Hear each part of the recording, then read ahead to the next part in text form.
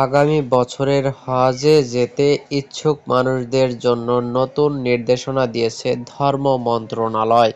15 বছরের কম বয়সী কেউ আসন্ন হজে যেতে পারবেন না। সৌদি সরকারের হজ ও ধর্ম মন্ত্রণালয়ের নির্দেশনা অনুসারে এই সিদ্ধান্তের কথা জানিয়েছে ধর্ম মন্ত্রণালয়।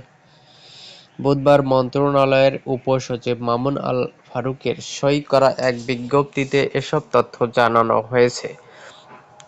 এতে বলা হয়, সৌদি আরব হজ ও উমরা মন্ত্রণালয়ের শিশুদের সুস্থতা ও নিরাপত্তার বিষয় বিবেচনা করে 2025 সালের হজ মৌসুমে পবিত্র হজ পালনে আগ্রহীদের সর্বনিম্ন বয়সসীমা 15 বছর নির্ধারণ করেছে, যা হজযাত্রীর পাসপোর্টের জন্ম তারিখ থেকে ধরা হবে।